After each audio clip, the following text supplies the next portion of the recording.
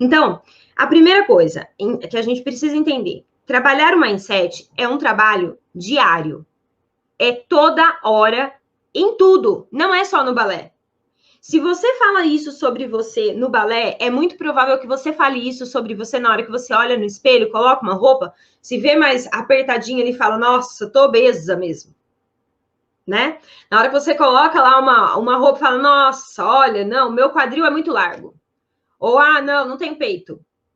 Sim? Então, a gente começa a destruir a gente mesma, dentro do balé, fora do balé. Primeira coisa que eu preciso fazer, entender que para eu mudar isso, é um passo a passo, todo dia, para o resto da vida. Sim? Não significa que a Carol não precisa continuar se cuidando e se policiando nos pensamentos dela. Precisa, porque senão as coisas se perdem. A gente passa uma vida inteira tendo um mindset mais puxado para o negativo. Então, quando a gente começa a mudar isso, isso tem que ser alimentado o tempo todo, tá? É um trabalho diário. A primeira coisa, vamos lá, o que você não deve fazer? Não faça isso, tá? Ah, não, vou começar a trabalhar meu mindset então. Qual que é o jeito errado de fazer o negócio? Vamos lá. É você acreditar que você tem limites estáticos. Todos nós temos limites, sim? Falando de balé agora, tá? Então, por exemplo, vamos supor que meu limite força, tá? Cara, para mim é muito difícil, eu, Mari, tá? É muito difícil eu conseguir fazer movimentos repetitivos com a minha perna direita no chão, ok? Porque eu tenho uma lesão de panturrilha, né? Eu tive uma ruptura, então é muito difícil eu conseguir fazer.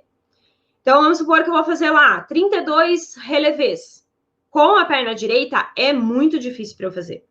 Eu poderia virar e falar assim, eu não consigo fazer 32 relevés com a perna direita. Quando eu falo eu não consigo, meu corpo vai fazer o quê? Não vai nem tentar. Agora, quando eu falo é muito difícil, meu corpo faz o quê? Ele redobra a atenção.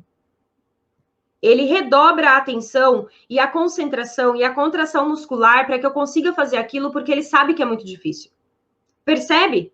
A questão não é a gente... Eu nunca mais vou falar não consigo. E aí eu vou começar a mentir para o meu cérebro. Eu consigo. Gente, cérebro também não é bobo, né?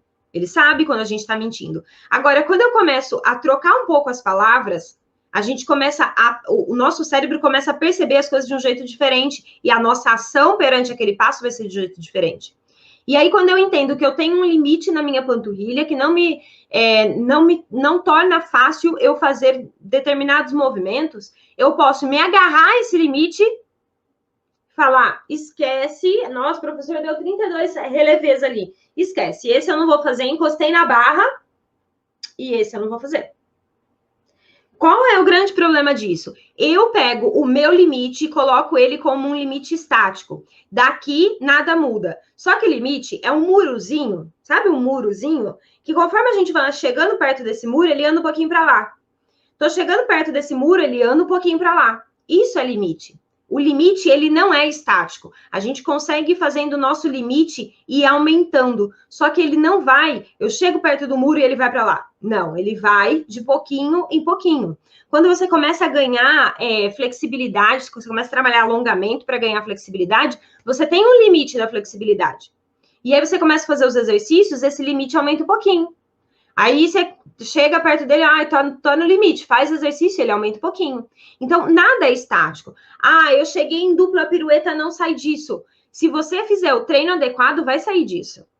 Agora, se eu entendo que aquilo é um limite estático, nada muda, eu vou mandar o mindset errado para aquele determinado movimento.